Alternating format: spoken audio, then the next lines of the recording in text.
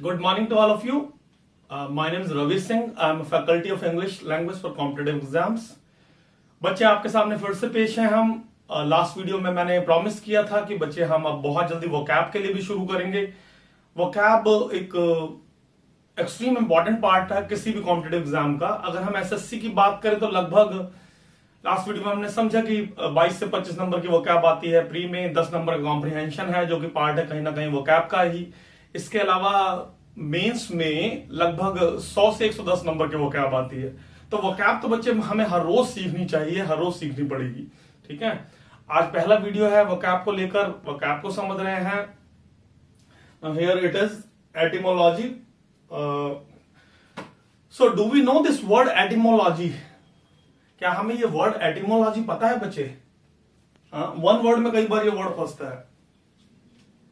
अगर किसी भी वर्ड में LOGY लॉजी या GRAPHY ग्राफी दिख रहा है, अगर किसी भी वर्ड में LOGY लॉजी या GRAPHY ग्राफी दिख रहा है तो लॉजी और ग्राफी का मतलब है स्टडी।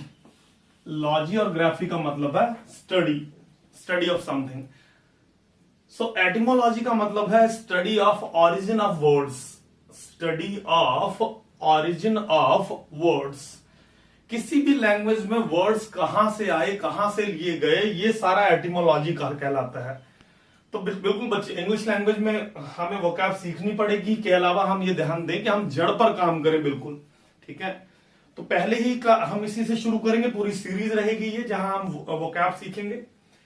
तो यहां बिल्कुल जड़ पर काम करेंगे। हम सीखेंगे रूट, प्रीफिक्स, सफिक्स और भी बहुत सारी चीजें जो मैं तुम्हें बताऊंगा, जो आपको वोकैब याद करने में आपकी बहुत सारी मदद करने वाली है। ठीक है, तो इस तरीके से हम इसको शुरू करेंगे। ठीक है, तो अभी हमने एक वर्ड बच्चे डिस्कस किया। We have discussed a word that was etymology. Etymology is study of origin of words. तो इस तरीके से हमारा दिमाग सिर्फ लॉजिकल चीजें पकड़ता है। अगर कुछ लॉजिक्स हमारे दिमाग में है तो वर्ड्स हमेशा के लिए हमें याद हो जाएंगे। We need reasons, we need logics. ठीक है, तो इस तरीके से हम सीख रहे हैं। आज शुरू करते हैं। नाउ ध्यान दे बच्चे, अब किसी भी वर्ड से पहले अगर ये प्रीफिक्स कई बार लगे मिले आपको, ए, एब या एन, अगर ये प्रीफिक्स आपको लगे मिले ए, एब या एन, तो कई बार मीनिंग को ये नेगेटिव बना देंगे, उनमें एक्स्ट्रा ऐड कर देंगे नॉट, विदाउट और down. The very first word is amoral. So amoral is something which is neither moral और नॉर इमोरल, जो ना तो नैतिक ही है और ना ही अनैतिक है। ऐसी चीज कहलाई क्या? अमोरल। अटिपिकल। ठीक है, टिपिकल का मतलब of a particular type. Typical का मतलब of a particular type. Atypical कह रहा है something which is not typical. Something which is not typical, that is called atypical. अब ये वर्ड देखें बच्चे, सबसे पहले कई बार हम इसकी प्रोनाउंसिएशन थीस्ट और अथीस्ट करते हैं। तो इसकी प्रोनाउंसिएशन थीस्ट और अथीस्ट नहीं है। It is theist and atheist. So atheist का मतलब क्या? One who believes in God. तो एदीस्ट का मतलब हो गया one who does not believe in God. One who does not believe in God. Abnormal, something which is not normal. इसी तरीके से abstruse, something which is difficult to understand, which can not be understood easily. तो ऐसी चीज कहलाती है क्या? Abstruse. ठीक है, कुछ और एग्जांपल यहां पर हम देखें ना। हमने यहां पर 3 चीज समझी। ए, एब, एन कई बार कई वर्ड से पहले लगकर मीनिंग को नेगेटिव बना देंगे, उनमें एक्स्ट्रा जोड़ देते हैं नॉट, विदाउट या फिर डाउन। अब एक दूसरी इसी तरीके की चीज समझते हैं। किसी भी वर्ड में अगर आपको ये वर्ड दिख रहे हैं बच्चे, ACER या ACU, एसर या एक्यू, तो मीनिंग एक्स्ट्रा मीनिंग जोड़ देंगे शार्प और बिटर। ये कुछ ऐसी चीजें हैं जिनसे हम अगर इन वर्ड्स को हम लर्न करते हैं, याद करते हैं, तो डिक्शनरी में बहुत सारे वर्ड हम इजिली डिकोड करते चले जाएंगे। हमें रटने की, मगअप करने की हमें जरूरत नहीं है। वर्ड यहां पर एसर या फिर एक्यू। सबसे पहले he is suffering from acute pain. He is suffering from acute pain. Acute का मतलब शार्प, सीवियर। असर्बिक, कोई चीज जो असर्बिक है तो इट इज सोर एंड टेस्ट। टेस्ट में बहुत सोर है, खट्टी है बहुत। acrimony. There should not be acrimony among people. There should not be acrimony among people. Acrimony का मतलब है bitterness, animosity या hatred. लोगों में आपस में शत्रुता की भावना नहीं होनी चाहिए. ठीक है, तो ये था एसर या एक्यू, जिसका मतलब था शार्प और बिटर. आगे देखते हैं आर्च. नाउ किसी भी वर्ड में अगर ये वर्ड आर्च आपको दिख रहा है तो कई बार ये रेफर करेगा इन चीजों को, चीफ, मेन और इंपॉर्टेंट. कई बार ये वर्ड वन वर्ड में आता है. Arch bishop, chief priest of a church. Arch bishop का मतलब है chief priest of a church, मुख्य पादरी जो चर्च के हैं.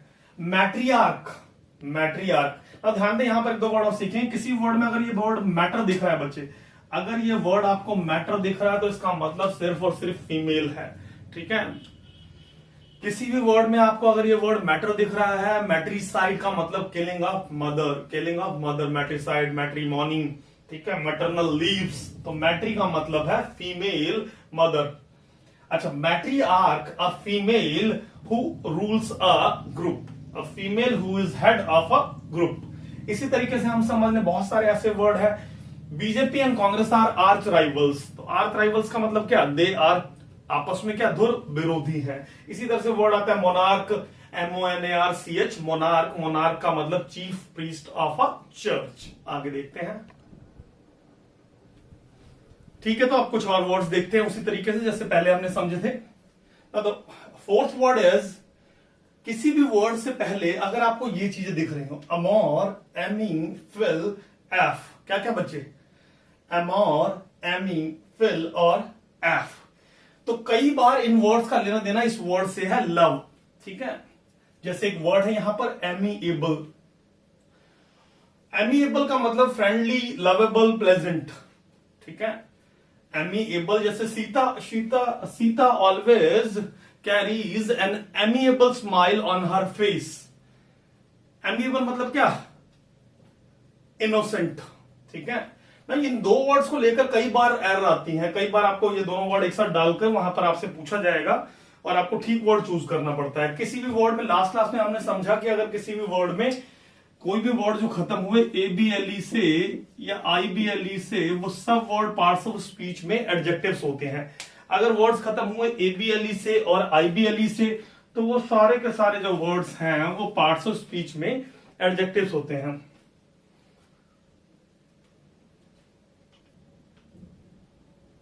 तो ये एमिएबल और एमिकेबल कई बार पेपर में डालकर इनके साथ कंफ्यूजन होती है हमें कि हमें कौन सा सही ऑप्शन है, एमिएबल चूज करना चाहिए या एमिकेबल चूज करना चाहिए. तो ध्यान दे बच्चे, एमिएबल जो वर्ड है ये किसी की लुक के लिए इस्तेमाल होता है, प्रेजेंस के लिए. एमिएबल जो है ये जो वर्ड है ये किसी की लुक के लिए, प्रेजेंस के लिए इस्तेमाल होता है. और एमिकेबल जो है ये हमेशा ही मैनर के लिए इस्तेमाल होता है. एमिएबल लुक के लिए, प्रेजेंस के लिए, एमिकेबल मैनर के लिए. तो एमिएबल का मतलब है फ्रेंडली, प्लेजेंट या फिर लवेबल, और एमिकेबल का मतलब है done in a friendly manner, something which is done in a friendly manner. अगला ऐसे ही वर्ड है अफेक्शन. मान लीजिए आप मदर का जो अफेक्शन है किसके साथ है, अपने बच्चे के साथ है. So a mild feeling for someone is called affection. बहुत सारे ऐसे वर्ड्स हैं, अफेक्शनेट, अफेक्शनेटली, अफेयर. तो इन सब का लेना देना कहीं ना कहीं लव से ही है. इसी तरीके से फिलॉसफी, फिलोसफर. इसी तरीके से एक वर्ड कई बार ये फंसता है, फिलैंथ्रोपिस्ट. फिलैंथ्रोपिस्ट का मतलब है lover of mankind, one who loves the whole Mankind.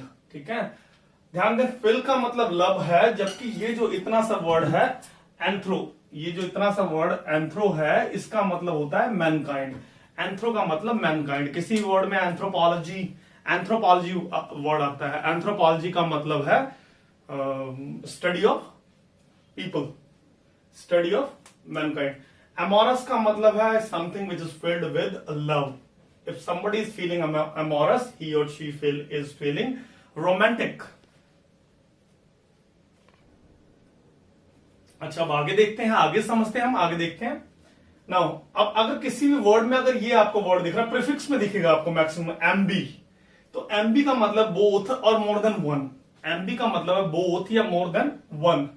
जैसे कि ऐसा वर्ड देखें एम्बी, एम्बी डेक्स्ट्रस। ये जो वर्ड बच्चे डेक्स्टर है ना, इसका मतलब होता है राइट हैंड। डेक्स्टर का मतलब है राइट हैंड, ठीक है। किसी भी वर्ड में अगर ओयूएस से खत्म हो रहा है कोई वर्ड, तो सिर्फ और सिर्फ वो पार्ट्स ऑफ स्पीच में एडजेक्टिव है। अगर वर्ड्स इंग्लिश लैंग्वेज के वर्ड्स जो कि ओयूएस से खत्म हो रहे हैं, वो पार्ट्स ऑफ स्पीच में सारे के सारे वर्ड एडजेक्टिव्स हैं। इन सब चीजों का आप बहुत ध्यान रखें। आपको ये चीजें जनरली नहीं मिलेंगी बाकी जगह, इनको सबको इकट्ठा करें और ये सब चीजें विश्वास कीजिए, आपको बहुत आसान कर देंगे आपको वर्ड्स को पहचानने में। मैंने कहा कि अगर वर्ड्स खत्म हुए ओयूएस से और इंग्लिश लैंग्वेज के वर्ड्स हैं, तो सारे के सारे एडजेक्टिव्स हैं। अब जरा देखें कितने लॉजिक्स के साथ ये लैंग्वेज बनी है। एम्बी कह रहा है बोथ, डेक्स्टर कह रहा है हैंड ओयूएस, तो ये क्या कह रहा है, able to use both hands equally. Someone who can use both of the hands with equal ease is called ambidextrous. Ambi, both, dexter, hand और OUS का मतलब एडजेक्टिव का काम करेगा पार्ट्स ऑफ स्पीच में। Ambiguous, having more than one meaning. A statement which is ambiguous, कोई ऐसी चीज जिसको लिखकर पढ़कर हमें क्लियर नहीं हो रहा कि एग्जैक्टली ये कहना क्या चाह रही है, तो that statement is ambiguous. Ambiguous का मतलब है which convey more than one meaning.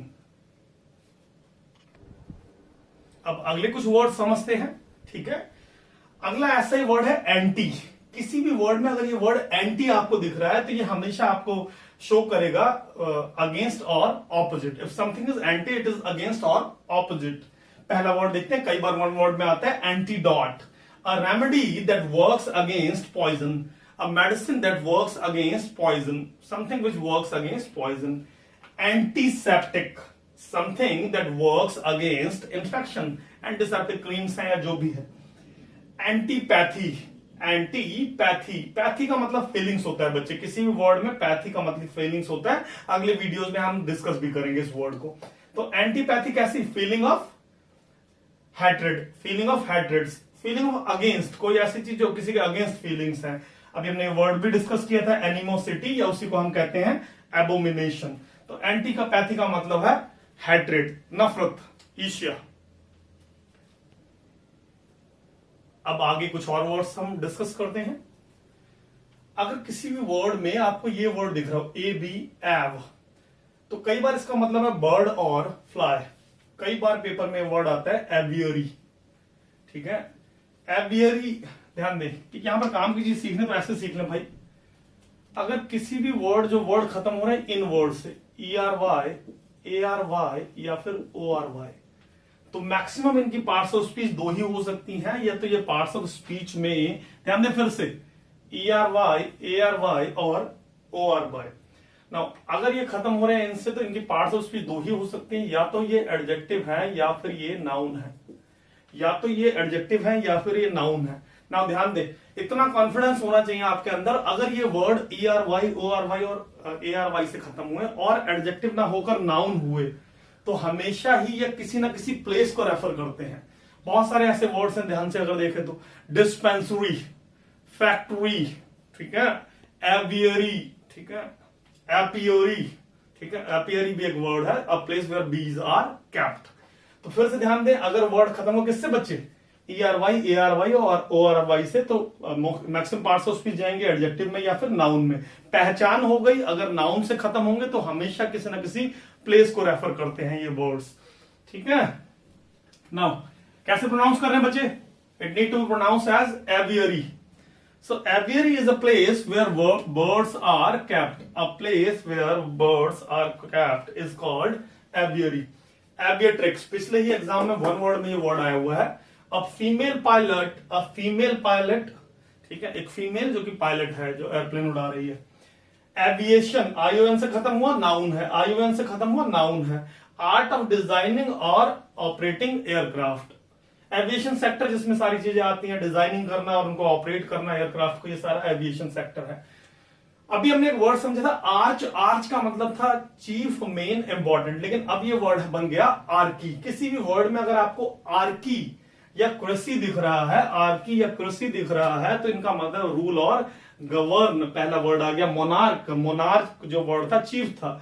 Monarchy, rule by king, राजतंत्र को हम बोलते हैं मोनार्की, रूल बाय किंग। ए एब एन अभी सीख के गए। ए एब एन का मतलब नॉट विदाउट, आर्की का मतलब रूल। व्हेन ए एब एन का मतलब नॉट या विदाउट, आर्की का मतलब rule. When there is no rule anarchy, ऐसा बंदा जो ऐसी चीजें कर रहा है वो अनार्किस्ट कहलाता है। ठीक है। डेमोक्रेसी, डेमो का मतलब पीपल है। किसी भी वर्ड में डेमो अगर वर्ड दिखाई दे रहा है तो डेमो मींस पीपल होता है। Demophobia, fear of people, fear of crowd. Paper में कई बार ये वर्ड आ जाता है डेमोफोबिया। डेमो का मतलब है fear of people, fear of crowd. Demo मतलब पीपल, क्रेसी का मतलब rule. India has democracy which means India rule by people. Stratocracy important word है, आ सकता है पेपर में। स्ट्रेटोक्रेसी का मतलब है rule by army, rule by army. दो हमने वहां वो वर्ड सीखे हैं कौन कौन से, आर्की और क्रेसी, जिसका मतलब रूल और गवर्न। आगे देखते हैं। किसी भी वर्ड में अगर आपको ये दिख रहे हैं प्रीफिक्स लगे होंगे, पहले लगे होंगे एंटे, प्री या फोर, एंटे, प्री या फोर, तो इनका लेना देना है बिफोर या अहेड से। कहने की मतलब हुआ हिंदी में पहले, हर बार इनका मतलब है पहले। बहुत ही बढ़िया वर्ड है, अच्छा वर्ड है एंटेडिलुवियन। एंटेडिलुवियन, एंटेडिलुवियन का मतलब है something which is very old, something which is very old. Monarchy is antediluvian nowadays, monarchy is antediluvian nowadays. ये तो आज की बात नहीं है, बहुत पहले की बात है, पहले चला करती थी मोनार्की। अब देखें ये बड़े काम का वर्ड है एंटे मेरिडियन। कई बार हम बोलते हैं 7 AM 8 PM, तो पीएम का मतलब है पोस्ट मेरिडियम या पोस्ट मेरिडियन। एम का मतलब है आफ्टर मेरिडियन। तो एंटे मेरिडियन, नाउ एंटे मेरिडियन का मतलब है बिफोर नून। एंटे मतलब बिफोर मेरिडियन, और पोस्ट मेरिडियन का मतलब है आफ्टर नून, नून से पहले और नून के बाद। ठीक है। काम के वर्ड है, हम फिर से समझ लें। एंटे, प्रिया, फोर, प्रिडिक्शन करना, to tell something in advance, घटने से पहले ही, होने से पहले ही उसे कर देना, बता देना उसे पहले से ही। तो एंड अगर प्रिडिक्शन किया तो क्या किया, फोरकास्ट कर दिया। अगला वर्ड देखते हैं। अगर किसी भी वर्ड में बच्चे आपको ये वर्ड दिखाई दे रहे हो, क्या क्या वर्ड है, ऑटो या फिर मोनो, ऑटो या फिर मोनो, सेल्फ और सिंगल, ऑटोग्राफ, ग्राफ का मतलब होता है to write, a person, graph का मतलब है राइट, ऑटो मतलब सेल्फ, खुद का नाम लिख देना, a person's own signature is called autograph. Autocracy, self और single, rule by a single person is called autocracy, which is also called dictatorship, ruled by a single. Monotonous, now this need to be pronounced as monotonous.